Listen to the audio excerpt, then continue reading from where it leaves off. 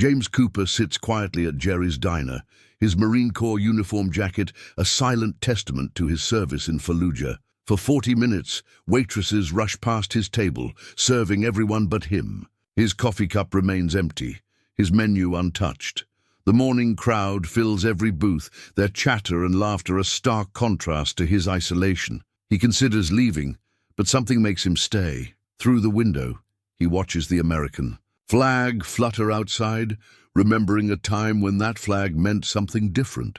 That's when Colonel Marcus Richardson walks in, seeing his former soldier sitting alone. What happened next would change not just one veteran's life, but an entire town's perspective on what it means to serve. But how did a simple act of neglect transform into a movement that would inspire thousands? Before we jump back in, tell us where you're tuning in from. And if this story touches you, make sure you're subscribed, because tomorrow I've saved something extra special for you. It hadn't always been like this at Jerry's. For 3 years, James had claimed the same booth every morning, right by the window where he could watch the town wake up. The waitresses used to know his order by heart. Black coffee, 2 eggs over. Easy, wheat toast dry, simple, predictable, safe. But that was before Marie, his regular waitress, retired last month, before the new management took over. His fingers trace the edge of his Marine Corps ID card in his wallet, thumbing the worn corner where the lamination is peeling. The photo shows a younger man, one whose eyes hadn't yet seen Fallujah, whose shoulders didn't carry the weight of lost brothers. The morning rush ebbs and flows around him like a tide he's no longer part of. A young couple gets seated at the booth across from him, immediately receiving menus and coffee. The waitress's smile never reaches his table. James checks his watch again, 43 minutes now. His therapist would tell him to speak up, to advocate for himself. But some battles aren't worth fighting, not when you're already fighting so many others inside your head. Through the street diner window, he watches Main Street come alive. The hardware store owner unlocking his doors, the postal worker beginning her rounds, the school buses rolling past. All these normal people living their normal lives, none of them knowing what it feels like to wake up at 300 hours, still hearing the echoes of explosions that happened years ago. His morning routine at Jerry's used to help with that. The familiar faces, the rhythm of cups being filled, the smell of bacon and coffee. It was an anchor to the present, a reminder that he was home, safe. But lately, that anchor has been slipping. New faces behind the counter eye his combat boots and weathered jacket with a mixture of discomfort and dismissal. He's become a ghost in his own hometown, transparent except for the space he occupies. The bell above the door chimes constantly. Now, as the breakfast crowd surges, fragments of conversation drift past. Did you hear about the new development? My kid's soccer game. These prices are getting ridiculous. Normal concerns. Civilian concerns. James remembers when his biggest worry was whether his mom would make his favorite cookies for the bake sale, before he learned how to field strip an M16 in the dark, before he knew what burning flesh smelled like. His hand instinctively moves to his left side, where the shrapnel scars create a roadmap of that day in Fallujah. Staff Sergeant Miller didn't make it. Neither did Rodriguez or Chen. But James had survived, carried home something of them in his silence. The coffee pot passes his table again, filling cups 2 booths down. James watches the steam rise from their cups, remembering the last time he shared coffee with his unit. It was the morning before the ambush, Miller joking about opening a diner when he got home. Best coffee this side of the Euphrates, he'd promised, his grin bright against the desert dust. You'll all be my first customers. The memory burns hotter than any coffee could. A new family slides into the booth behind him, kids squabbling over who gets to sit by the window. Their mother's voice is gentle but firm. Behave now. We're in public. James almost smiles, remembering his own mother's similar warnings. She'd been so proud when he enlisted, prouder still when he made it through training. Now she worries more than she smiles, watching him for signs of the son she remembers. The mayor walks in, receives immediate service. James recognizes him from the Veterans Day ceremony last year. The one where he gave a speech about honoring our heroes, supporting our troops. Words are cheap on cold November mornings. Reality lives in empty coffee cups and averted eyes. His phone buzzes, a text from his VA support group leader. "Still on for Thursday?" James stares at the message, thinking about last week's session. They'd talked about integration, about bridging the gap between their service lives and civilian existence, about speaking up when things aren't right. The diner's walls are covered with local sports memorabilia, newspaper clippings of high school championships, faded photos of smiling teams. Not a single military photo among them, though. The recruiting office is just 2 blocks away. A young waitress, can't be more than 19, nervously approaches the table next to his, carefully avoiding eye contact with James as she takes their order. He recognizes that look. It's not personal hatred. It's discomfort with what he represents, the messy reality of service and sacrifice in a world more comfortable with its edited movie version understanding of war. The morning light strengthens, casting his shadow longer across the tabletop. James straightens in his seat, a habit drilled into him by years of service. Back straight, shoulders squared, even when everyone wishes you'd disappear. That's when the bell chimes again, and a familiar silhouette fills the doorway. Colonel Marcus Richardson. James's hand twitches, muscle memory fighting the urge to stand at attention. Some ghosts, it seems, choose their own moments to become real. Colonel Marcus Richardson hadn't planned on stopping at Jerry's diner that morning. His schedule was already full. Meetings about veteran housing initiatives, budget reviews for the new VA outreach program, endless paperwork that seemed designed to bury good intentions in red tape. But something made him turn off Main Street when he saw the familiar building. Maybe it was the memory of breakfast meetings here years ago, back when the diner's founder, old Jerry himself, still manned the grill. Jerry had been a Vietnam vet, always had a free cup of coffee for anyone who'd served. His daughter had sold the place 6 months ago, the familiar weight of his challenge coin pressed against his thigh through his pocket, the same one he'd given to each of his men after their first tour. Some habits die hard, like carrying tokens of responsibility. The bell announced his entrance, and the first thing he noticed was how wrong it all felt. The air was different, charged with something that set off decades of tactical instincts.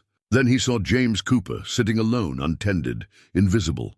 Cooper, the steady hand in firefights. The Marine who'd carried Williams 3 miles through hostile territory after the ambush. Now he sat unserved, like a stranger in his own hometown. The colonel's hand tightened around his challenge coin. He'd lost too many men after they came. Home, not to bullets or bombs, but to the quiet war of isolation and indifference. Not this time, not one more. A waitress hurried past, carrying coffee to a table of business people in pressed suits. Richardson watched her deliberately avoid looking at Cooper's table. His jaw tightened. He'd seen this before, too many times. The subtle exclusion, the polite rejection, the way civilians created distance from reminders of uncomfortable truths. "James," he said, approaching the booth. His voice carried the same authority it had in the field, though softened by the setting. Cooper's posture shifted automatically, not quite standing at attention, but his spine straightening, shoulders squaring. "Colonel, sir." "At ease, Marine. Mind if I join you?" Richardson slid into the booth without waiting for an answer. Old habits again, taking control of the situation, assessing threats, forming strategy. "Hadn't planned on company, sir. Been waiting on service for a while." James's voice carried forced lightness, trying to mask the hurt. The colonel placed his challenge coin on the table, the metal catching the morning light. "How long?" 47 minutes now, sir." Richardson nodded slowly, watching another waitress deliberately avoid their table. His breakfast meetings could wait. Some battles needed fighting right here, right now. He pulled out his phone, making a call. "Sarah, clear my morning schedule. Something's come up." A pause. No, not a crisis. An opportunity. James watched him curiously, the way he used to watch for hand signals in the field. The colonel's face had that look, the one that preceded major operations. How long you been coming here, Cooper? 3 years, sir. Every morning. And how long since they started treating you like this? James shifted uncomfortably. Since the ownership changed. New management, new staff. The old crew, they understood. Jerry's daughter selling the place changed everything. The colonel's eyes scanned the diner like he was mapping enemy positions. The indifferent staff, the customers studiously ignoring the veteran in their midst. The wall where Jerry's old military photos used to hang, now covered with generic local sports memories. Tell me something, James. Remember what we used to say in the field? Leave no man behind, sir. That doesn't stop when we come home. Richardson stood, decision made. Some battles chose you. Wait here. He approached the counter, presence commanding attention without effort. The manager, a thin man with a calculator's soul in his eyes, looked up warily. Can I help you? The colonel smiled, but it wasn't the kind of smile that offered comfort. It was the kind that preceded decisive action. Yes, you can. I'd like to discuss the purchase of this establishment. Behind him, James Cooper's empty coffee cup sat like an indictment of everything wrong with how America welcomed its warriors. A home. That was about to change. The morning sun streamed through the windows, catching the challenge coin on the table, making it shine like a beacon. Sometimes, Richardson reflected, the most important battles weren't fought with weapons at all. The news spread through the veteran community like whispers through a patrol. Colonel Richardson was going toe-to-toe with Jerry's new management. Within an hour, familiar faces began filtering into the diner. They came quietly, deliberately, filling booths and counter seats with the disciplined patience of men and women used to waiting. Mike Sullivan, former Army Rangers, took his usual spot by the door. He'd been refused service last month, the staff claiming they were too busy, while empty tables gathered dust. Next came Sarah Chen, Navy corpsman, who'd stopped coming after. Overhearing a waitress complain about those people always taking up space without ordering enough. The manager's office door remained closed, but everyone could feel the tension seeping under it like smoke. Tom Martinez, who'd lost his left leg in Afghanistan, wheeled himself to a table near James. They exchanged knowing looks. Last week, a server had told him the handicapped space at his table was reserved for other customers. The morning paper lay folded on the counter, its headlines declaring, "Local businesses booming." Nobody mentioned how the Veterans Support Center downtown had closed due to lack of funding, or how the promised VA shuttle service had been quietly cancelled. James watched his brothers and sisters in arms fill the space, each carrying their own stories of dismissal, like the time Pete Anderson, still struggling with PTSD, had asked for a quiet corner table and was told to stop being picky, or when Maria Ramirez's service dog was called a nuisance, despite her visible tremors. They all had their pieces of the larger story, fragments of a pattern too clear to ignore. The local papers never ran these stories. They preferred feel-good, pieces about Memorial Day parades and Veterans Day speeches. The messier truths stayed hidden behind polite smiles and turned backs. Through the office window, they could see Colonel Richardson's straight-backed silhouette. His voice didn't carry, but his bearing spoke volumes. He stood the way he had in briefings before difficult missions, feet planted, shoulders set, presence filling the room. The regular customers began to notice the quiet gathering. Some shifted uncomfortably, suddenly aware of the warriors in their midst. A businessman in an expensive suit actually moved tables, muttering something about the atmosphere changing. Lucy Thompson, retired Air Force, snorted at that. She'd served 20 years, coordinating air support missions that saved countless lives. Now she couldn't get a simple breakfast without feeling like an intruder. The door chimed again. Harry Wilson, Marine Corps, 87 years old, Korean War veteran, made his way to the counter. He'd been coming to Jerry's for decades, back when the founder himself would sit and listen to his stories. These days, the staff acted like his hearing aid was contagious. James caught fragments of quiet conversations around him. Remember when? Jerry's daughter used to put up our unit photos. The old cook, Joe, he knew about my shellfish allergy. These new folks act like asking means I'm high maintenance. At least the old staff looked us in the eye. The morning light strengthened, casting their shadows longer across the diner's worn linoleum. Each shadow carried weight, the weight of service, of sacrifice, of battles fought far from home, and battles still being fought right here. A young waitress, newer than most, emerged from the kitchen. She froze at the sight of so many uniforms, her face a mix of confusion and something else. Shame, maybe, or recognition. She'd been one of the ones who'd ignored James earlier. The office door opened. Colonel Richardson stepped out, his face set in lines they all recognized from harder days. The manager followed, looking pale but resigned. James studied his empty coffee cup, thinking about all the mornings he'd sat here in silence, accepting the invisible treatment because it seemed easier than fighting. But that's not what Marines did. That's not what any of them did. The Colonel's challenge coin gleamed on his table, catching the light like a signal mirror. Sometimes the hardest battles weren't fought with weapons or words, but with simple presence. The courage to be seen, to stand together, to refuse to fade into the background of someone else's comfortable world. The manager cleared his throat, reaching for the microphone they used for announcements. The gathered veterans straightened instinctively, ready for whatever came next. After all, they'd faced worse together.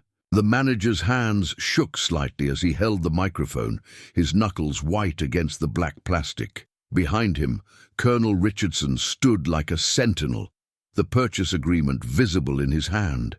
The diner had gone quiet, the kind of quiet veterans knew well, the pause before everything changes. "Ladies and gentlemen," the manager's voice crackled through the speakers, "I need to announce that effective immediately, Jerry's Diner is under new ownership." He swallowed hard, glancing at the colonel. "I'll be stepping down as manager and the establishment will be—" "That's enough." Colonel Richardson took the microphone, his voice carrying the same authority it had in combat briefings.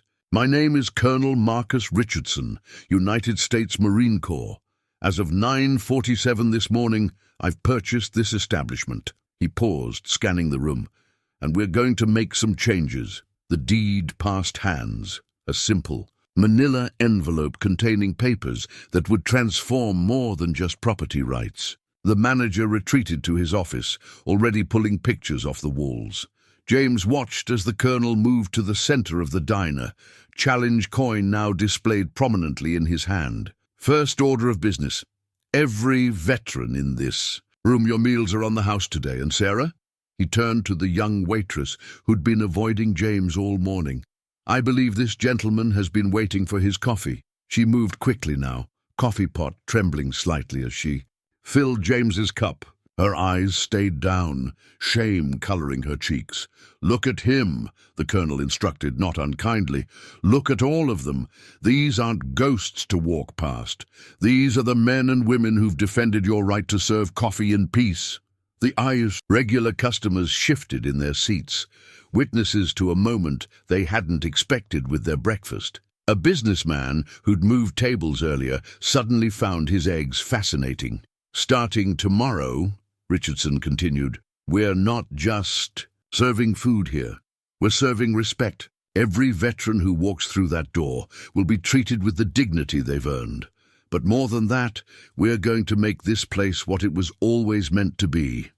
A home for warriors who've carried more than their share of the weight." He pulled out his phone, making another call. "Kelly, get me the contractor who did the VA center renovation. Yes, immediately, and contact the Veteran Employment Program. We're going to need staff." The morning sun caught the glass of the framed photos on the walls. Local sports teams, fishing tournament winners, spelling bee champions. Soon they'd be coming down, making room for different kinds of heroes. James stood, his coffee finally hot in his hands. "Sir, I don't know what to say." "You don't have to say anything, Marine, but I do need your help." The colonel's eyes held the same intensity they had in combat planning sessions. "You know this place, know the regulars. I want you on my team. Assistant manager position. We're Going to need someone who understands both sides of the counter. The other veterans were standing now too. Lucy Thompson stepped forward, her Air Force bearing still proud. "Sir, my daughter's in culinary school. Combat medic, 2 tours. She's been looking for work." "Have her call my office," Richardson nodded. "This is going to be more than a diner. It's going to be a mission." The young waitress, Sarah, hadn't moved from James's table.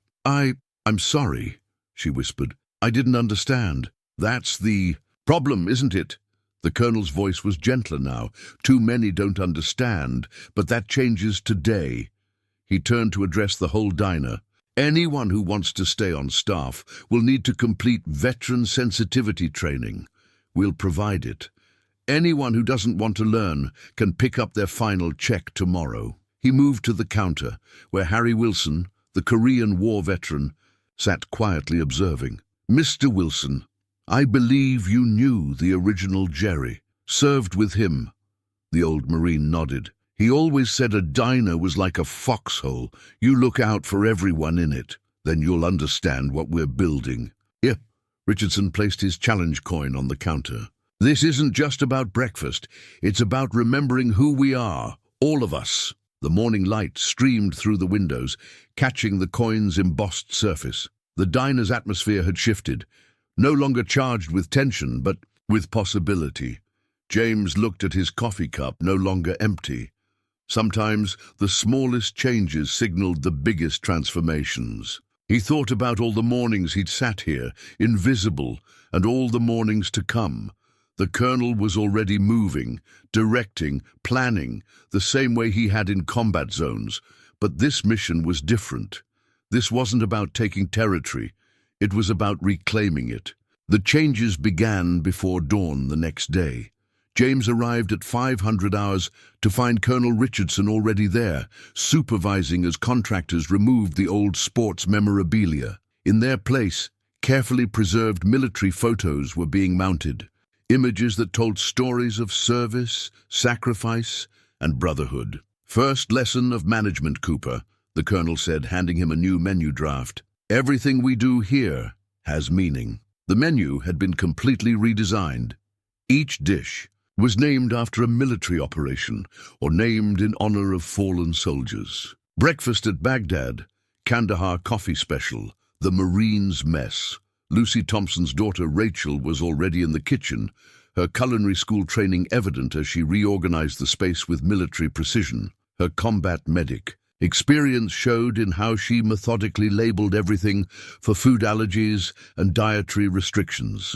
"Some of our brothers and sisters come back with sensitivities," she explained, creating a color-coded system. "We're not just feeding them, we're taking care of them." Sarah, the young waitress who'd chosen to stay, sat at the counter with a veteran sensitivity training manual open before her. Her eyes were red from crying, but her jaw was set with determination. "I want to understand," she said when James passed by. "My grandfather was in Vietnam. He never talked about it. Maybe that's why I didn't know how to act around all of you." The colonel had installed a new bell above the door. It rang with a deeper, more dignified tone. The first customer of the new era was Harry Wilson, right on schedule. He stopped just inside the door, staring at the transformed space. There, on the wall where spelling bee photos had hung, was a young Harry in Korea, arm around the original Jerry, both of them grinning despite the cold, a battered coffee pot between them. "Thought that picture was lost," Harry whispered, his weathered hand touching the frame. "Found it in the storage room," the colonel replied. "Some things shouldn't stay hidden." The morning regulars began trickling in, their reactions a mix of surprise and adjustment. The businessmen who'd moved tables the day before chose to sit at the counter next to a retired Marine wearing a Vietnam veteran cap. James moved through it all in his new role, watching the ripples of change. The kitchen staff, under Rachel's guidance, was learning about PTSD triggers. No sudden loud noises, no unexpected flashes. The serving staff was being trained to recognize signs of anxiety, to understand why some veterans needed to sit facing the door. "It's not just about food," the colonel reminded them during the morning briefing. "It's about creating a safe harbor.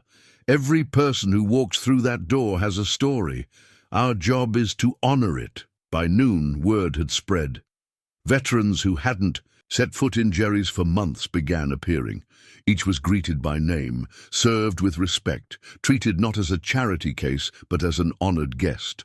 Tom Martinez wheeled in at lunch, finding the new wheelchair ramp already installed.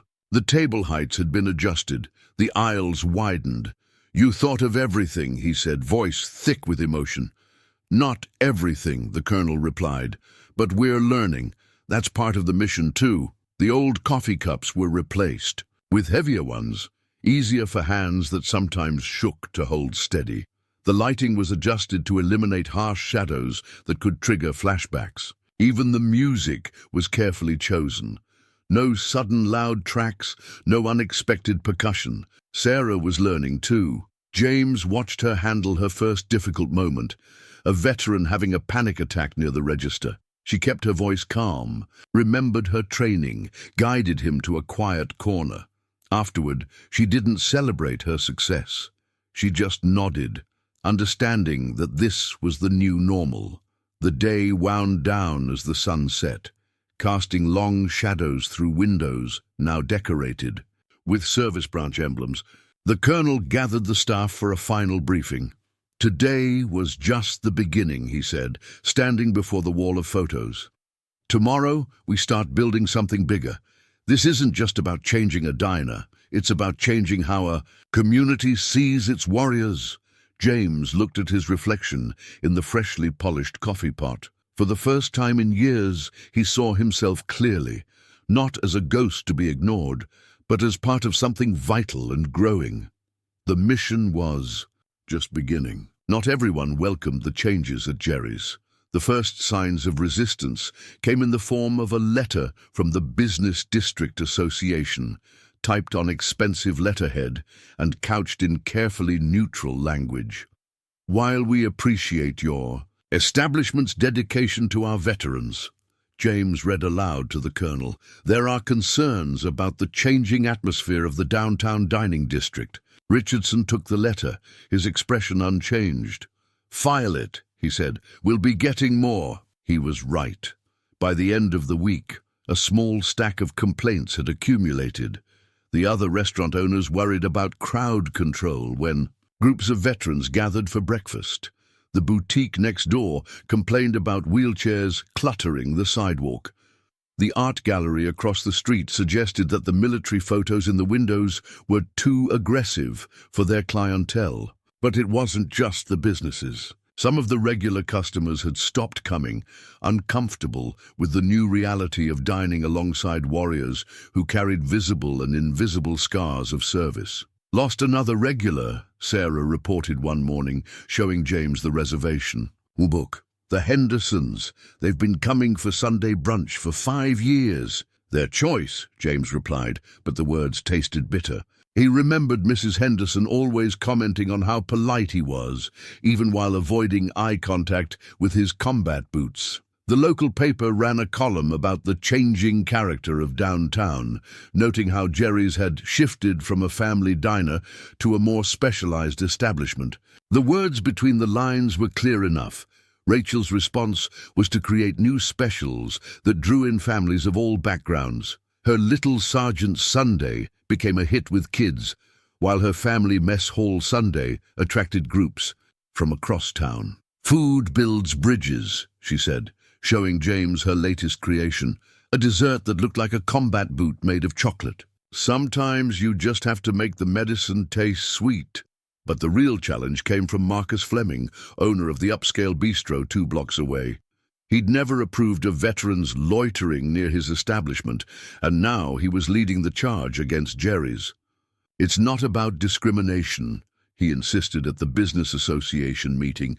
"It's about maintaining the sophisticated atmosphere we've worked so hard to create downtown." The colonel attended that meeting in full dress uniform, his combat decorations speaking louder than words. When Fleming finished, Richardson stood. "Sophisticated," he repeated, letting the word hang in the air. Tell me, Mr. Fleming, what's more sophisticated than men and women who've seen the worst of humanity but still choose to serve others? Who've learned more about grace under pressure than most of us will ever know? Fleming's face reddened. That's not the point. No, that is exactly the point. The colonel's voice carried the weight of command without raising its volume. You talk about atmosphere. Let me tell you about atmosphere. I've seen these warriors maintain their dignity in conditions you couldn't imagine. I've watched them share their last water with children in villages whose names you couldn't pronounce. They've earned every inch of this town's respect, and I won't apologize for giving them a place to find it. The meeting ended in uncomfortable silence, but the battle lines were drawn. Fleming began hosting exclusive wine tastings, pointedly, scheduling them when the veteran support groups met at Jerry's. Other businesses started advertising quiet dining experiences, code that everyone understood. But for every act of resistance, there was an equal pushback. The hardware store owner, whose father had served in Vietnam, began offering veteran discounts. The bookshop added a military history section and hosted author events featuring veteran writers. Most surprisingly, Sarah's grandfather, the Vietnam vet who never talked about his service, started coming in for coffee. He sat at the counter for hours, slowly beginning to share stories he'd kept locked away for decades. Sometimes, he told Sarah one quiet afternoon, you need a place that understands the silence as much as the words. James watched it all from his position behind the counter, seeing how each small act of rejection was met with a larger wave of support. The colonel had been right. This wasn't just about changing a diner. It was about changing minds, one cup of coffee at a time. Let them resist, Richardson said, watching Fleming's latest wine tasting through the window. Every barrier they put up just shows why we're needed here. The challenge coin gleamed on the wall next to the register, a reminder that not all battles are fought with weapons. Some are won with patience, persistence, and a willingness to stand your ground, even when the resistance comes in expensive suits bearing complaints about atmosphere. The breakthrough came from an unexpected source. Colonel Richardson was reviewing the morning receipts when a young woman in a high school teaching uniform approached the counter, nervously clutching a folder. I'm Ms. Peters from Lincoln High, she said. I was hoping to talk to someone about about helping my students understand. James watched as the colonel set aside his paperwork, giving her his full attention. She explained how her history students were struggling to connect with their lessons about recent conflicts, how textbooks and documentaries weren't reaching them. They need to hear real stories, she said, from real people. That conversation sparked what would become Veterans Voice Day, a weekly event where local veterans shared their experiences with students over breakfast. The first session was small, just 3 veterans, including Harry Wilson, speaking to a dozen hesitant teenagers. But something magical happened over plates of Rachel's Baghdad breakfast specials. The students, initially awkward and uncertain, began to ask questions. Real questions, not just about combat, but about courage, fear, friendship, and what it meant to serve something larger than yourself. Did you ever want to give up? One student asked Harry. The old Marine smiled, stirring. His coffee. Every day, but my buddies needed me. Sometimes courage is just showing up for the people counting on you. Words spread through the school. The next week, 30 students showed up, then 50. Soon, other schools started calling. Sarah, watching the interactions, had an idea of her own. She approached James during a quiet moment. What if we did something similar for the staff from other restaurants? Help them understand what they're afraid of. The Service Industry Serves Veterans program was born. Restaurant staff from across town were invited to free training sessions, learning not just how to serve veterans, but how to understand them. Marcus Fleming's bartender was one of the first to sign up, though he asked to remain anonymous. I have regulars who are veterans, he admitted. I never knew how to react when they got quiet or jumpy. Now I understand better. The colonel supported these initiatives with his usual tactical precision. Every event was carefully planned, every interaction thoughtfully structured. But he let others take the lead, understanding that bridges are best built by many hands. Rachel expanded her menu to include dishes from countries where veterans had served, creating opportunities for cultural exchange. Her Kabul kitchen nights became especially popular, with veterans sharing stories about the humanity they'd encountered. Even in war zones, food was always a universal language, she explained, teaching a group of curious customers how to make Afghan bread. Even in the worst places, sharing a meal could create moments of peace. The diner's walls continued to evolve. Alongside the military photos, they began adding pictures of veterans in their current roles: teachers, parents, business owners, community leaders. The message was clear: service didn't end with the uniform. One morning, James arrived to find Tom Martinez, teaching a young man in a wheelchair how to navigate the diner's accessible features. The young man wasn't a veteran. He'd been injured in a car accident. But Tom treated him like a brother, sharing techniques he'd learned in his own journey. "See that?" the colonel said quietly. "That's how it happens. One connection at a time." Even some of the initial skeptics began to come around. The art gallery owner, after attending a Veterans Voice Day with her daughter, approached the colonel with an idea for a joint exhibition: Warriors as Artists, featuring work by local veterans. The Business District Association meetings shifted too. When Fleming tried to raise another complaint about atmosphere, he found himself increasingly isolated. Other business owners had begun to notice how Jerry's was bringing new life to downtown, attracting families and creating a sense of community that went beyond mere commerce. The boutique that had complained about wheelchairs, they now kept a ramp ready, proudly displaying a veterans welcome sign. The bookshop hosted weekly veterans writing groups. Even the high-end coffee shop added military discount days. But perhaps the most powerful bridge was the simplest: the conversations that happened naturally over coffee and meals. Veterans, who had isolated themselves for years, began to reconnect, not just with each other, but with the broader community. "You know what the real victory is?"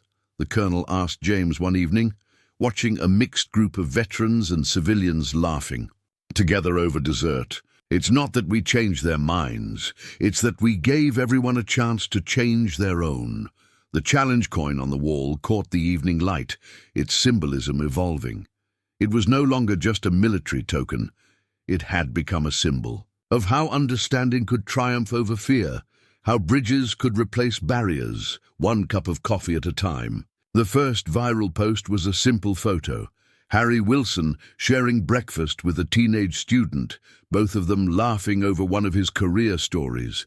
Someone had captured the moment and shared it online with the caption, "This is what healing looks like." Jerry's Diner, Veterans Voice. Within days, the image had been shared thousands of times. Local news picked up the story, then regional. Suddenly, Jerry's wasn't just a local diner, it was becoming a symbol of something larger. "Colonel, you need to see this," James said one morning, showing him his phone. A veteran-owned diner in Seattle had recreated their Veterans Voice Day program. In Atlanta, a restaurant had started its own version of Rachel's cultural exchange nights. The colonel nodded, unsurprised. "Good ideas spread, Cooper.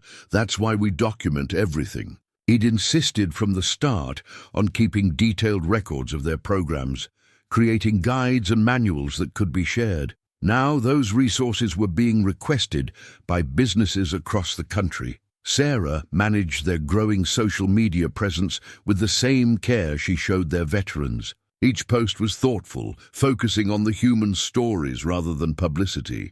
She'd learned that lesson from her grandfather, who now regularly hosted a table of Vietnam vets. "It's not about going viral," she explained to a reporter who'd come to cover their success. "It's about showing what's possible when you really see people." The media attention brought new challenges. Some visitors came expecting a theme restaurant rather than a genuine community space. Others tried to turn it into a political statement. The colonel handled these situations with characteristic directness. "This isn't about politics," he told one aggressive interviewer. "It's about people. Everything else is just noise." Rachel's kitchen became a training ground for veteran culinary programs. She worked with the local community college to create a certification course, teaching both cooking skills and kitchen management. "In the field, we learned to feed hundreds with whatever we had," she told her students. "Now we're learning to feed souls as well as bodies." The diner's success caught the attention of veteran support organizations nationwide. The VA sent representatives to study their model. Military transition programs began incorporating their training materials. But the most significant ripples were the quietest ones. A veteran in crisis, remembered by Sarah from her training, got connected with help because she recognized the signs. A young Marine, newly returned and struggling, found mentorship in their kitchen program. A military spouse, relocated and isolated, discovered a new community. Tom Martinez started a weekly support group for disabled veterans, sharing not just coping strategies, but job opportunities. His wheelchair accessibility consulting business grew from those conversations. "When we first did this," he told James, "I thought we were just fixing a diner. Turns out we were building a template." The business district that had once resisted them now promoted Jerry's as a downtown centerpiece. Even Marcus Fleming's wine tastings had evolved to include veteran-owned vineyards. One morning, a package arrived from a diner in Texas. Inside was a challenge coin from their newly launched veteran program, along with a note, "You showed us the way. We're carrying it forward." The colonel added it to their growing wall of coins, each representing a different establishment inspired by their model. The wall had become a map of hope spreading across the country. "You know what this means?" he asked James, stepping back to survey the display. "That we're making a difference? That we're not alone anymore? None of us are." The ripples continued to spread, each one carrying the simple truth they'd discovered, that sometimes the biggest changes start with a cup of coffee and the courage to see each other clearly. The morning light streamed through windows, now proudly displaying both their military heritage and their evolving future. Outside, a line was forming. Veterans and civilians, students and seniors, all part of a community that had learned to bridge its divisions. Inside, the challenge coin that started it all still held its place of honor, no longer just a symbol of military service, but of how one small change could transform an entire nation, one diner at a time. James stood before the mirror in the diner's bathroom, adjusting his new manager's tie. 6 months ago, he would have avoided his reflection, seeing only the ghost of who he used to be. Now, something had changed, not just in how others saw him, but in how he saw himself. "Staff meeting in 5, Sarah called through the door.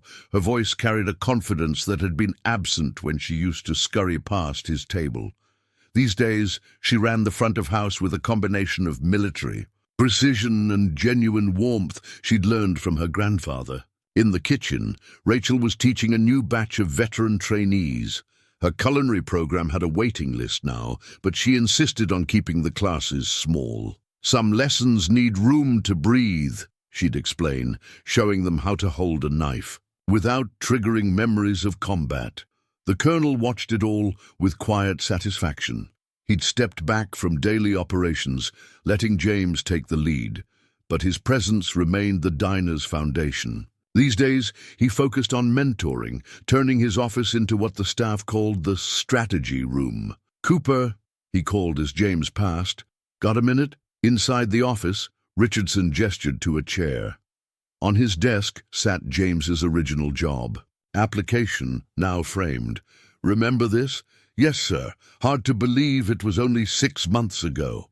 "Tell me what's different now. Not about the diner, about you." James considered the question carefully, a habit he'd never lost from his Marine days. I used to think being invisible was easier. Now I understand that being seen, really. Seen? That's what heals. The Colonel nodded. You're ready for the next step. He slid a proposal across the desk. Plans for a second location with James listed as managing partner. Sir, You've earned it, Marine. But more importantly, you've grown into it. Outside the office, the morning crew was arriving. Tom Martinez rolled in for his shift as community outreach coordinator, his wheelchair now a symbol of adaptation rather than limitation. He'd become a sought-after speaker at business conventions, teaching companies about true accessibility. Harry Wilson held court at his usual spot, but now he was surrounded by a mix of veterans and civilians, his stories bridging generations. His grandson, inspired by the changes he'd seen in his grandfather, had enlisted in the Marines. Even Marcus. Fleming had transformed. The wine tastings he'd once used to compete with the diner had evolved into monthly fundraisers for veteran causes. He'd discovered his own father's untold war stories through the Veterans Voice program. Sarah's grandfather, once silent about his service, now led weekly support groups. Talking helps, he'd say, but listening heals. The other day, he'd brought in his old uniform for display, finally ready to share his story. The kitchen staff worked with a rhythm that went beyond mere efficiency.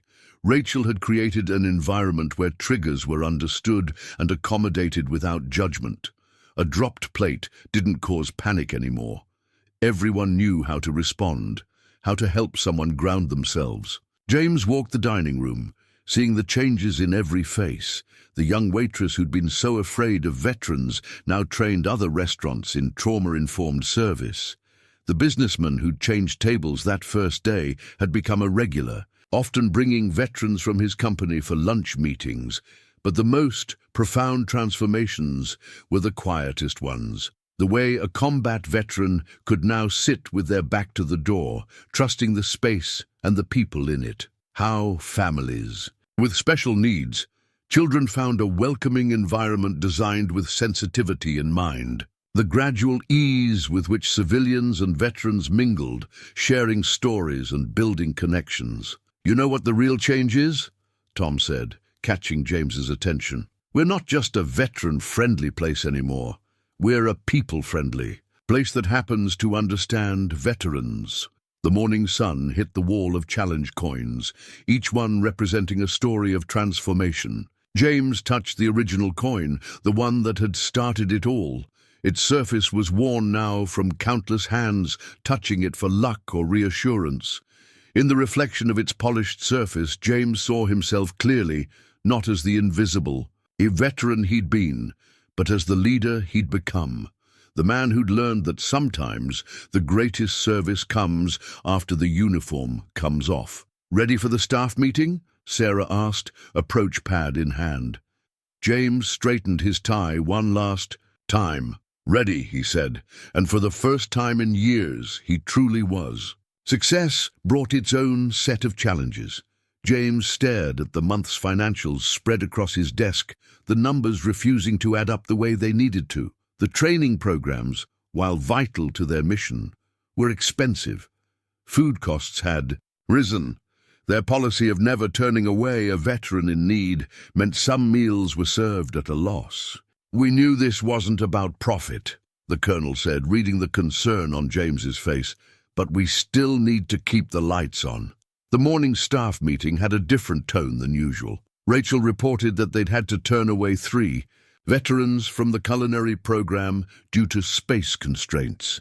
Sarah's grandfather's support group had outgrown its corner of the diner. Even Tom's accessibility consultations were backing up. We're victims of our own success, Tom said, his wheelchair parked at the head of the table. The demand is there, but our resources are stretched thin. The Colonel stood at the window, watching the line forming outside. They'd started opening an hour earlier to accommodate the crowd, but it wasn't enough. Every table was full, every program at capacity. Maybe we should scale back, Sarah suggested hesitantly. Focus on our core services. James shook his head. That's not an option. These programs are changing lives. We need to find another way. The pressure showed in small ways. The kitchen staff worked longer hours to keep up with demand. The training schedules became more crowded. Even the regular customers felt it, sometimes waiting longer for service as the staff balanced various needs. Rachel's voice carried from the kitchen, calming a new trainee who'd been triggered by the increasing chaos of rush hour. These moments were becoming more frequent as they pushed the space beyond its limits. "We could raise prices," James suggested, but the words tasted wrong. They'd started this to create accessibility, not limit it. The Colonel pulled out his own wallet, as he'd done several times before when the numbers ran short. But James stopped him. "Sir, with respect, we can't keep doing that. This has to be sustainable." Marcus Fleming chose that moment to walk in, carrying a stack of papers. The former adversary had become an unlikely ally, but his business acumen remained sharp. "Your books are a mess," he announced, setting down the financial reports he'd been reviewing. "You're running this place like a mission instead of a business." "It is a mission," James replied. "Yes, but it needs to be both." Fleming spread out the papers. "You're offering services no other restaurant would consider, but you're charging like a regular diner. Your training programs could qualify for grants. Your veteran employment initiative could attract corporate sponsorship." The Colonel listened intently as Fleming outlined potential solutions. Some of them felt uncomfortably commercial, but others made sense. "We're not selling out," James insisted. "Everything we do has to serve the mission." "Then serve it better," Fleming countered. "With proper funding, you could help more veterans, not fewer." The meeting ran long, the discussion ranging from practical solutions to philosophical debates about growth versus integrity. Outside, the diner hummed with its usual activity, unaware of the crisis being navigated in the back office. Harry Wilson knocked on the door, breaking their concentration. "Thought you might want to see this," he said, leading them to the dining room. A young veteran sat at the counter, head bowed over a cup of coffee. Sarah was there, using the techniques she'd learned in their training program. Beside him, 2 regular customers had moved their plates, giving him space while maintaining a protective presence. "That's what we're fighting to preserve," the Colonel said quietly. "Whatever we do, that has to remain intact." James watched the scene unfold, the subtle interplay of understanding and support that had become their hallmark.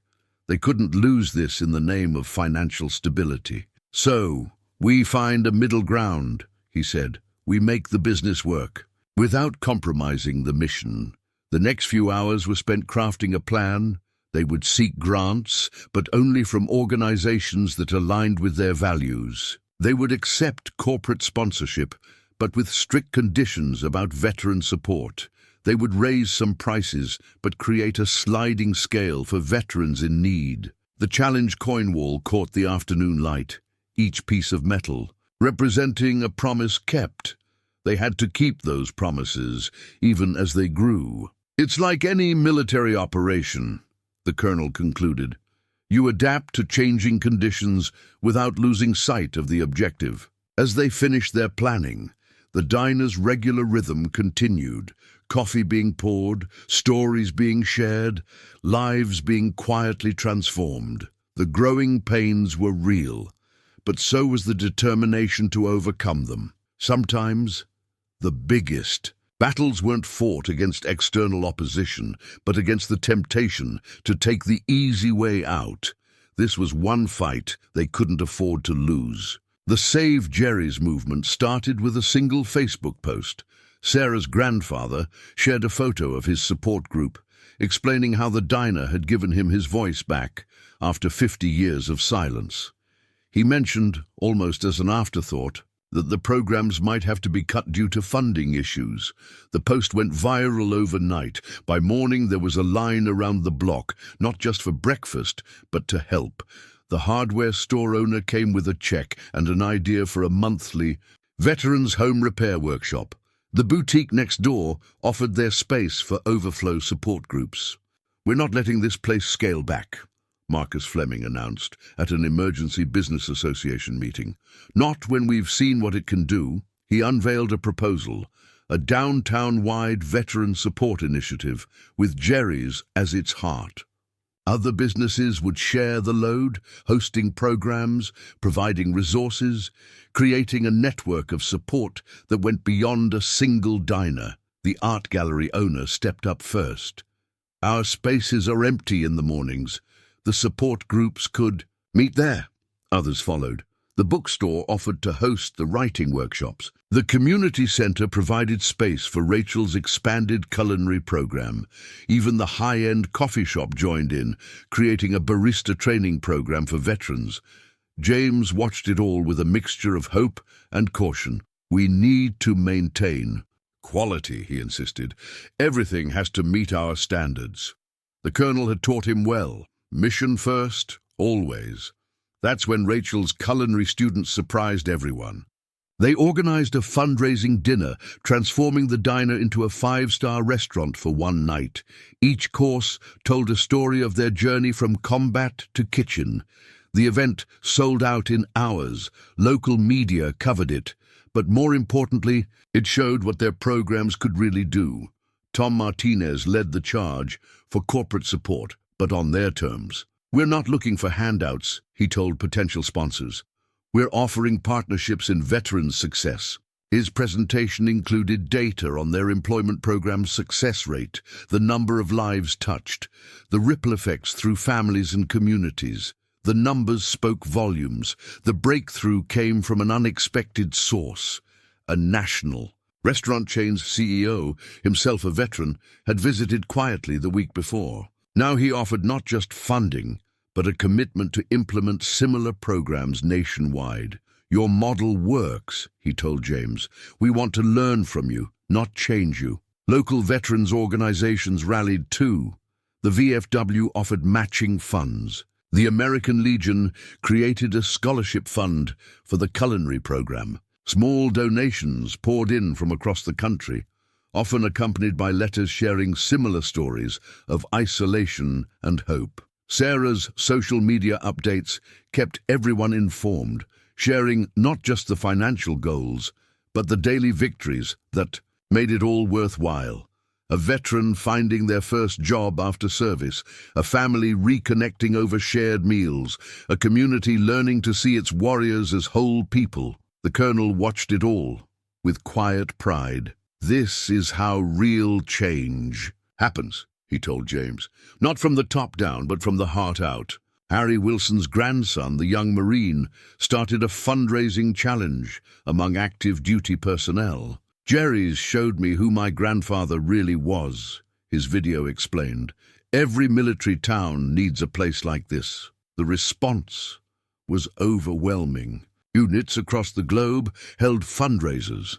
Veterans who'd never been to Jerry's sent their support, understanding instinctively what it represented.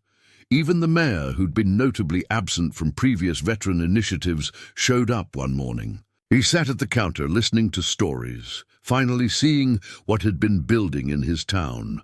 "What do you need from the city?" he asked the colonel. "Just remove the barriers," Richardson replied.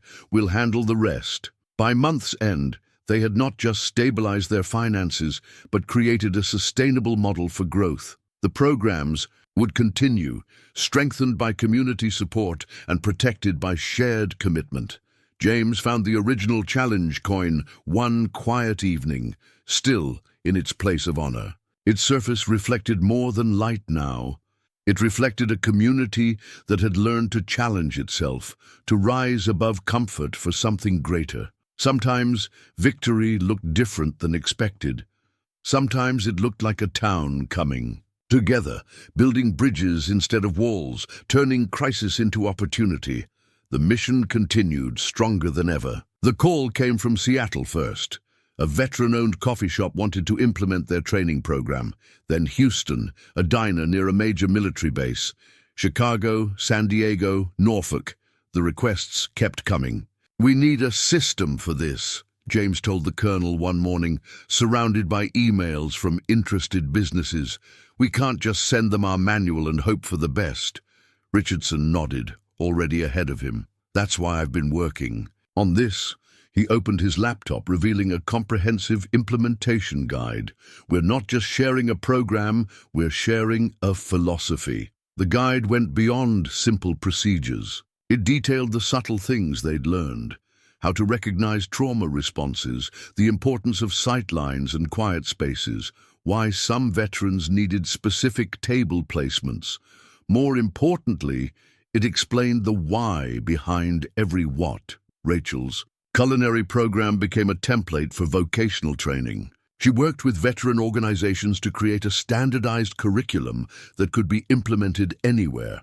But it has to keep the personal touch, she insisted. This isn't about mass production. They started with pilot programs in 5 cities, each one adapted to its local community while maintaining core principles. James traveled to each location, carrying not just procedures, but stories. In Seattle, he met a coffee shop owner who'd served in Afghanistan. "We've been trying to figure this out on our own," she said. "Now we don't have to." The Houston diner transformed from a struggling greasy spoon to a vibrant community hub within months.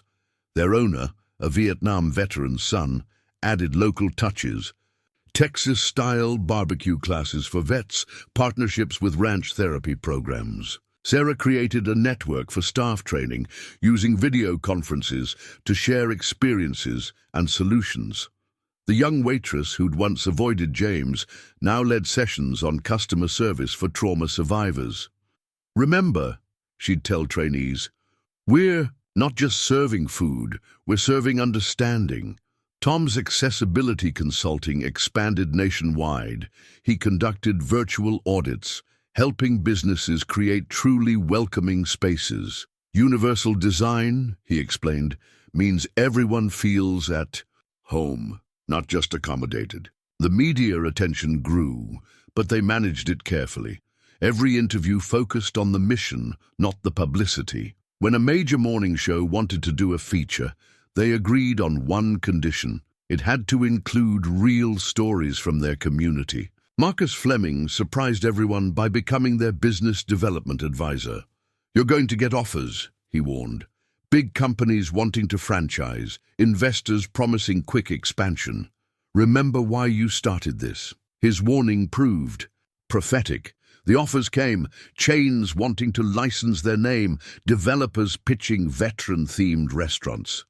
The colonel turned them all down. "We're not a theme," he explained to one persistent investor. "We're a mission." Instead, they focused on supporting independent businesses wanting to serve their own veteran communities. Each location maintained its unique identity while sharing the core values that made Jerry's work. Harry Wilson traveled to some of the new locations, sharing his stories and helping them build their own storytelling programs. His presence reminded everyone that this was about individual connections, not institutional growth. The business plan evolved into something new, a network of affiliated locations, each independently owned but united by common purpose. They shared resources, training, and support while maintaining their local character. "Think of it like a military alliance," the colonel explained. "Each unit has its mission, but we're all serving the same cause." Rachel's daughter graduated from culinary school and took the program to Philadelphia, adding her own innovations. The next generation was taking up the mission, understanding its importance. James found himself mentoring new managers, teaching them the delicate balance between running a business and serving a mission. "The numbers matter," he'd tell them, "but the people matter more." The wall of challenge coins grew, each new location adding their own. It became a visual representation of their expanding community, each coin telling a story of transformation. One quiet evening, as James was reviewing reports from their affiliate locations, Sarah's grandfather came in with a new veteran. The man was struggling, recently returned from deployment, not sure where he fit. "Start here," the old veteran said, leading him to the counter. "This is how I found my way back." James watched them settle in, saw the familiar pattern of healing. "Begin." He thought about all the similar scenes happening now in diners and coffee shops across the country. The colonel joined him, coffee in hand. "You know what makes this work?" he asked. "The training, the procedures." "The heart," Richardson said. "Everything else we can teach, but the heart, that has to be there from the start." Outside, the evening light caught the window sign, "Jerry's Diner, where service continues." Below it, smaller signs listed their affiliate locations, each one a new point of light in the darkness of isolation. The mission was growing, but its core remained the same. One cup of coffee, one conversation, one connection at a time. 1 year to the day after Colonel Richardson bought Jerry's Diner, the original staff gathered for a special breakfast before opening. They sat in a circle of booths, looking at old photos Sarah had collected for the anniversary. "Remember that first morning?" Sarah asked, holding up a picture of James sitting alone at his usual table. "I was so scared of doing the wrong thing that I did the worst thing, nothing at all." Now she ran the front of house with confident grace, training other servers in the art of truly seeing people. Her grandfather beamed with pride as she showed a photo of their first support group meeting. "You've taught me as much as I've taught you," he said quietly. Rachel's kitchen crew had evolved from hesitant trainees to skilled professionals. Many had gone on to open their own businesses or lead programs in other cities. She'd kept photos of every graduating class. "Look at Miguel," she said, pointing to a former Marine who'd started as a dishwasher. "Now he's head chef at our Seattle location, and Jenny's opening her own bakery next month." The transformation went beyond just the staff. Regular customers, who'd once avoided eye contact with veterans, now participated in community events. The businessman who changed tables that first day had become one of their strongest advocates, hiring graduates from their training programs. "Sometimes I think about that morning," James said, touching the frame that held his old Marine Corps ID. "How close I came to walking out. How many others did walk out before we changed things?" Tom rolled up to the table, carrying a thick binder of accessibility consultations. "You know what I love most? We're not special anymore. Other businesses are doing this now, some even better than us in their own ways." The colonel sat quietly, listening to the conversations flow around him. The challenge coin that had started it all was now mounted in a special display, surrounded by coins from affiliated locations across the country. "Sir," James said, noticing his contemplation, "what are you thinking?" "I'm thinking about Jerry," Richardson replied. "The original Jerry, how he started this place as a haven for veterans like himself. We didn't create something new. We restored something that was lost." Marcus Fleming arrived early for his regular breakfast meeting. Once their strongest critic, he now led the business district's veteran employment initiative. "Had to show you this," he said, unfolding the morning paper. The headline read, "City named most veteran-friendly small business community in America." The article credited Jerry's Diner for starting the transformation, but noted how the entire community had embraced the mission. Sarah's young waitress trainee, not so young anymore, served coffee with the quiet confidence of someone who understood her role, went beyond taking orders. She'd recently been accepted to college, planning to study social work, inspired by her experiences at the diner. "The other day," she told them, "a veteran was having a rough moment. Before I could even move, 3 regular customers had shifted. To give him space, another had quietly asked if he needed anything, and Mr. Wilson was already walking over. It just happened naturally." That was the real victory, not the programs or the expansion, but the fundamental shift in how the community functioned. The invisible walls between veterans and civilians had begun to dissolve. Harry Wilson, now running veteran storytelling workshops in 4 states, summed it up best. "We started by trying to make veterans visible, ended up making everyone more human." The morning light streamed through windows now decorated with both military unit insignias and children's artwork from local schools. The wall of photos showed veterans in all aspects of life, In uniform, yes, but also as parents, teachers, artists, entrepreneurs. James looked around at the gathered faces, each one carrying their own story of transformation. Sarah, who'd grown from a fearful server to a confident leader. Rachel, whose kitchen had become a place of healing. Tom, turning his challenges into opportunities for others. The colonel stood, raising his coffee cup. "To Jerry," he said simply. "To Jerry," they echoed, understanding they were toasting not just a name or a diner, but an idea that sometimes the smallest changes can spark the biggest transformations. Outside, the first customers were arriving.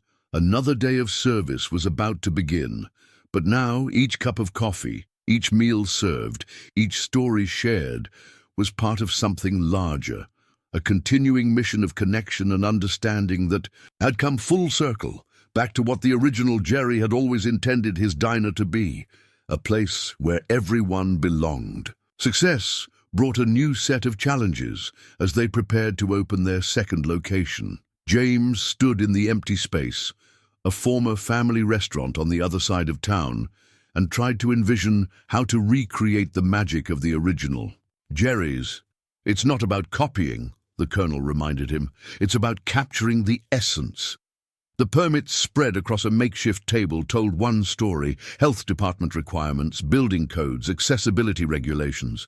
But the real challenge lay in transferring something less tangible, the spirit that had transformed their first location. "We need to get this right," James said, studying the architectural plans.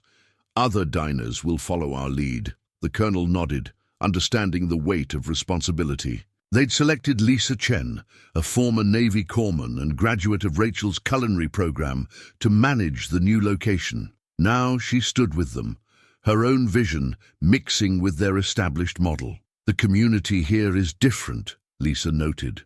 "More families closer to the VA hospital. We need to adapt while keeping the core mission intact." She was right. The new location would serve a different demographic. More active duty families, veterans receiving ongoing medical care, a younger military community. The model needed to flex without breaking. Rachel spent weeks training the new kitchen staff, not just in cooking but in creating the right atmosphere. "The kitchen is more than a workplace," she explained. "It's a sanctuary that has to be true from day one." The training sessions revealed new challenges. A young line cook, himself a veteran, struggled with the layout. The back door reminded him too much of combat situations. Instead of dismissing his concerns, they redesigned the kitchen flow. "That's exactly the kind of challenge we need to identify," the colonel said. "Every detail matters." Sarah developed a modified training program for the new front-of-house staff, incorporating lessons learned from the first location. "We're not just teaching service," she told the trainees. "We're teaching awareness." The community's response to the new location varied. Some worried about parking impacts. Others questioned the need for another veteran-focused establishment. The same resistance they'd faced before emerged in new forms. Tom took charge of these concerns, turning his wheelchair into an ambassador's seat. He met with neighborhood groups, sharing not just plans, but possibilities. "We're not just opening a restaurant," he explained. "We're extending a community." The construction phase revealed its own challenges. The contractor, though well-meaning, didn't understand why certain design elements were non-negotiable. The extra costs for specific lighting, sound-dampening materials, and flexible seating arrangements strained the budget. "Some things we don't compromise on," James insisted during a tense meeting. "The experience has to be right." Marcus Fleming, their unlikely ally, helped navigate the financial challenges. "You're not just building a diner," he reminded the contractors. "You're building a model that will be replicated across the country." As opening day approached, new issues emerged. The staff, though well-trained, lacked the organic understanding that had developed naturally at the original location. The veterans who'd been hired were still finding their footing in civilian service roles. "Remember how we started," the colonel advised Lisa. "One connection at a time." They decided to soft launch, opening first to local veterans groups before expanding to the general public. This allowed the staff to build confidence and understanding gradually. Harry Wilson volunteered to spend the first month at the new location, sharing stories and helping create the same atmosphere of trust that defined the original Jerry's. His presence provided a bridge between the two locations. The challenge coin wall started empty except for one space, a duplicate of the original coin that had inspired their mission. Each new coin would represent a new story, a new connection. James watched the final preparations with a mixture of pride and anxiety. Everything they'd learned, everything they'd built, was about to be tested in a new context. "What if it's different?" he asked the colonel. "It should be different," Richardson replied. "Every community needs to make this their own. Our job is to provide the foundation."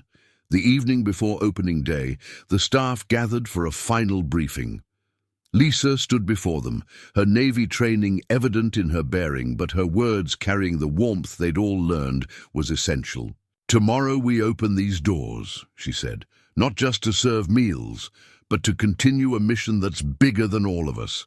Every person who walks in needs to feel what I felt when I first walked into the original Jerry's, that I belonged." James looked around at the new faces, each one carrying their own story, their own reason for being part of this mission.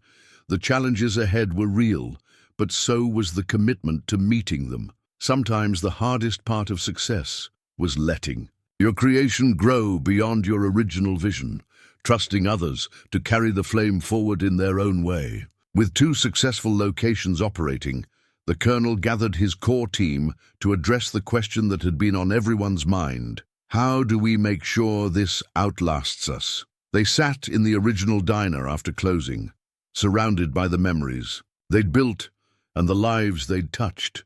The challenge wasn't just about keeping the diners running, it was about preserving the spirit that made them special. "We need to document everything," James said, "but not just procedures, the why behind what we do." Rachel pulled out her kitchen training manual, now dog-eared and stained with use. "It's the invisible things that matter most. How to read a veteran's body language, when to give space, when to engage." They'd learned so much through trial and error. Every success, every mistake had shaped their approach. Now they needed to capture that wisdom in a way others could understand and apply. Sarah's grandfather, who'd become their informal historian, had been recording veteran stories since the beginning. "Maybe that's part of it," he suggested. "Every location needs to know its own veteran stories. The history makes it real." The colonel nodded, pulling out a fresh challenge coin, one specially designed for what they were about to create. "We're not building a franchise," he said. "We're building a legacy." They worked through the night outlining what would become the Jerry's Legacy Project. It wasn't just a training program or a business model. It was a philosophy of service and community. Tom, who'd been quiet, finally spoke up. "We need to teach them how to adapt. Every community is different. Every veteran's needs are different." He was right. The second location had already proved that cookie-cutter solutions wouldn't work. Each Jerry's needed to reflect its local community while maintaining the core mission. They created a mentorship program, pairing experienced staff with new locations.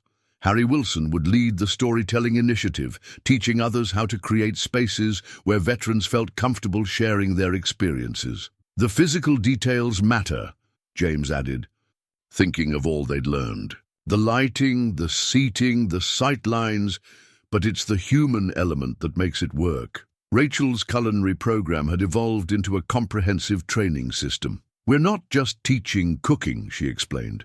"We're teaching healing through purpose." Marcus Fleming, arriving early for his usual breakfast meeting, found them still working.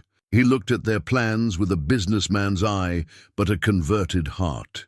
"You're creating something unique here," he said. "Not just a business model, but a movement." The colonel revealed his larger vision. Each Jerry's would become a hub for veteran services in its community, partnering with local organizations, adapting to local needs. The diner was just the beginning. Every location needs its own Colonel Richardson, James said suddenly. Someone who understands both the mission and the business. They created a leadership training program, identifying veterans with the right combination of business acumen and compassionate understanding. The next generation of leaders would need both. Sarah had been compiling their social media success stories. These need to be part of the training, she insisted, not for publicity, but to show what's possible. They built in safeguards against the temptation to prioritize profit over purpose. Each location would be veteran-owned, with strict guidelines about maintaining the mission's integrity. "What about the name?" Tom asked. "Jerry's means something now." The colonel smiled. "We'll honor it by doing what Jerry himself did, creating spaces where veterans feel at home."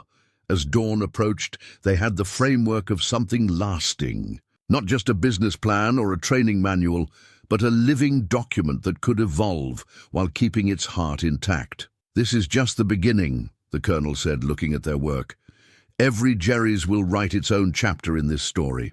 James touched the original challenge coin, now worn smooth by countless hands seeking connection and comfort. "We're not just building restaurants," he realized. "We're building bridges that will stand long after we're gone." The morning light began to filter through the windows, catching the wall of challenge coins. Each one represented a story, a connection, a piece of the legacy they were building.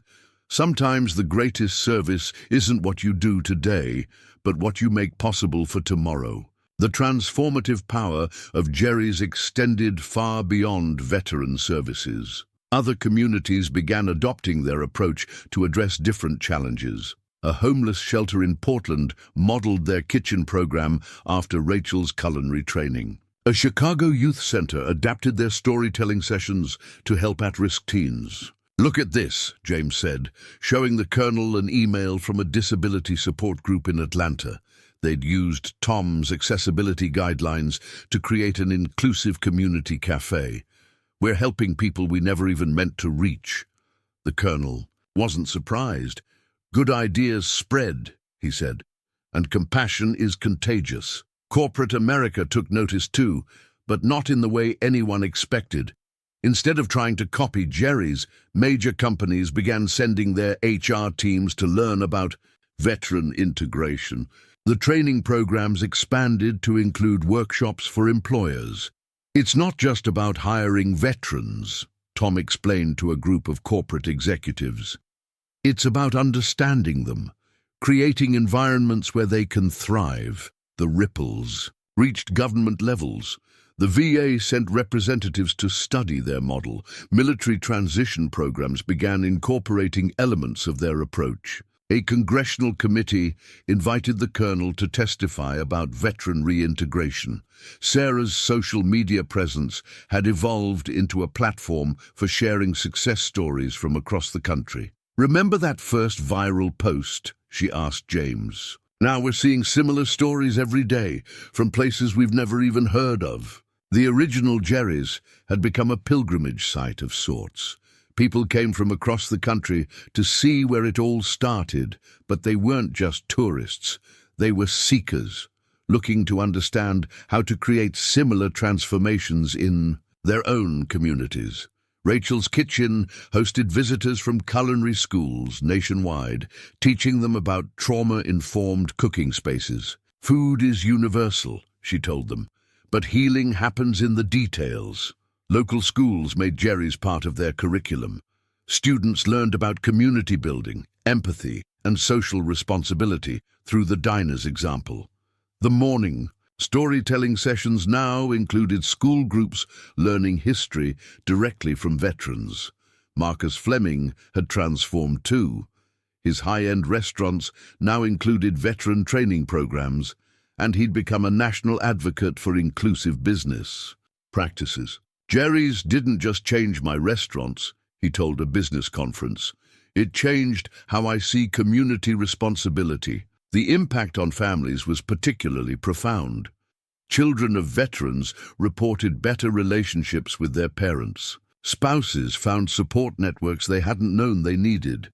The intergenerational trauma that often plagued military families began to heal. "We're breaking cycles," Sarah's grandfather observed, watching a young veteran laugh with his daughter over breakfast. "Not just serving meals." The mental health community took notice. Therapists began referring clients to Jerry's, not for treatment, but for the natural healing that happened in supportive spaces. Some even held sessions there, finding that the environment helped veterans open up. Law enforcement agencies started sending officers for sensitivity training. The program expanded to include first responders, teaching them how to better interact with veterans in crisis situations. "It's all connected," James explained to a journalist doing a feature story. "When you create a space where people feel truly seen and understood, it changes everything." The business community's transformation was particularly striking. The same business district that had once resisted them now used their model as a selling point. A veteran-friendly community became more than a slogan. It became a standard. Harry Wilson, traveling between locations, collected stories of unexpected impact.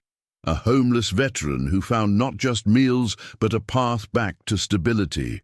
A military spouse who started a support network for families. A civilian who finally understood his veteran father's silence. The diner's influence reached into unexpected places. Artists began creating works inspired by the veterans' stories. Musicians performed pieces composed from recorded storytelling sessions. The local theatre company developed a play based on the diner's transformation. "We're not just changing minds," the colonel observed. "We're changing hearts, and that lasts longer." Even the physical space of downtown had transformed. Other businesses adopted veteran-friendly designs, public spaces became more accessible. The invisible barriers between different community segments began to dissolve. Tom's consulting work now included projects beyond veteran accessibility. "Universal design," he explained, "means everyone belongs. We just showed people how to start."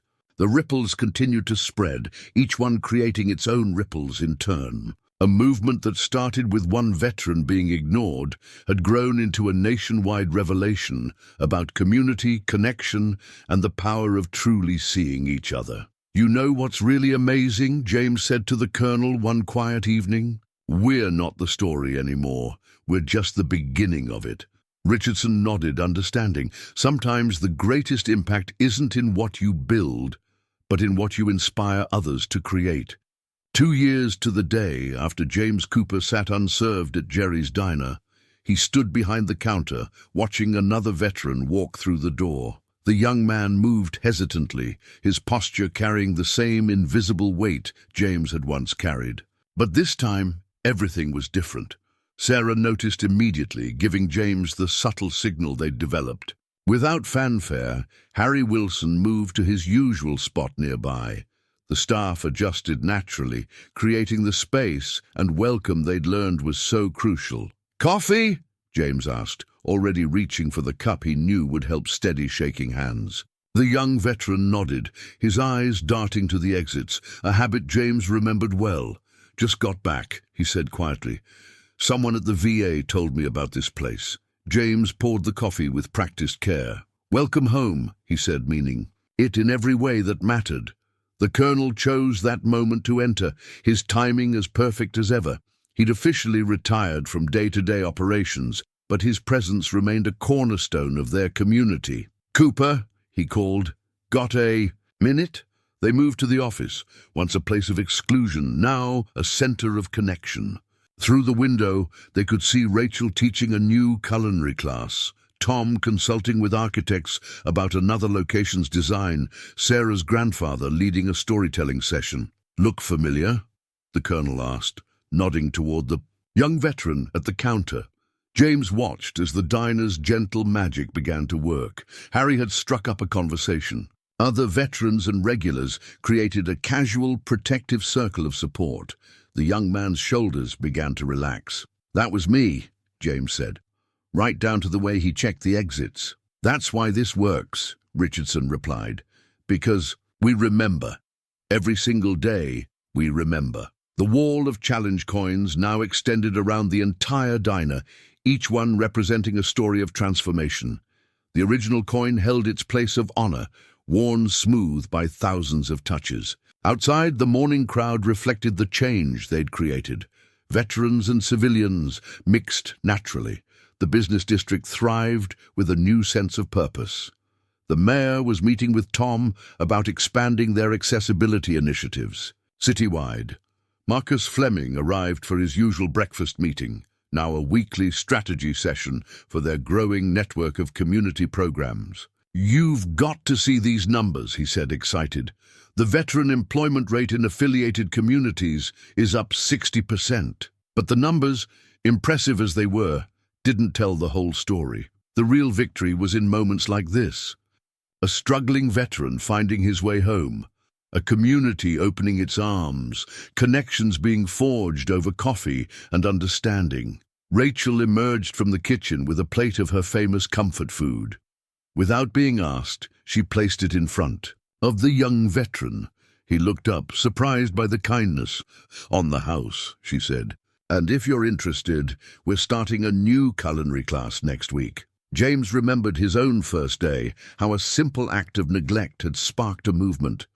Now, watching kindness flow so naturally, he felt the full circle of their journey. Sarah was training a new server, teaching the subtle signs they'd all learned to recognize.